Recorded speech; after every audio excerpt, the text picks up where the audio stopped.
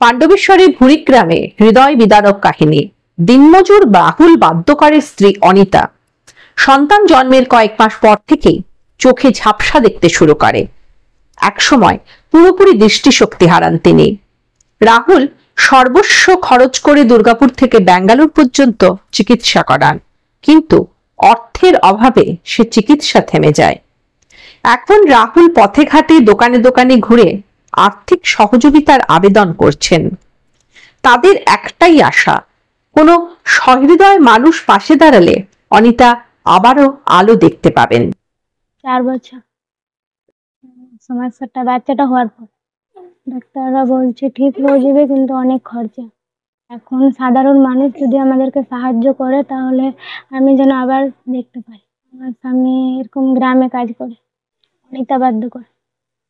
ঘটনা হয়েছিল 2020 যখন চলে, তখন একদিন হঠাৎ বিকেলে বলছে মাথা ঘুরেছে, আমার বইয়ের মাথা ঘুরেছে। তো আমি শিগগিরই নিয়ে গেলাম আমার শ্বশুর বাড়ি কাজরা, সেখানে দেখালাম। তো বলছে আইকেসিটা নিনজা, কেউ বলছে দিশা নিনজা, কেউ বলছে মানে নানা পেতাম নানা জায়গায় বলছে।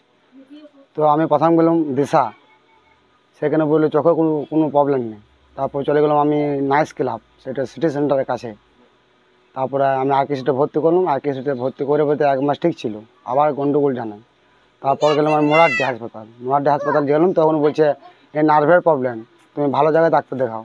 তো সবাইকে জিজ্ঞেস করলাম কোথায় নার্ভের ভালো ডাক্তার, সবাই বললো ব্যাঙ্গালোর। তো আমি ব্যাঙ্গালোর নিয়ে গেছিলাম, ব্যাঙ্গালোরে 1 মাস ছিলাম। তো ব্যাঙ্গালোরে খুব টাকা পয়সার খুব চার্জ, তা আমি ওখানে গিয়েছিলাম 2-1 বার। তো পয়সার জন্যে আমি এখন চিকিৎসা করতে পারতাম হবার 6 মাস বাদ। চাইছি যে মানুষের কাছে গেছি, মানুষ যদি হেল্প করে খুব ভালো হয় আমার, তাহলে বইয়ের চোখ আবার আমি ফিরে পাবো।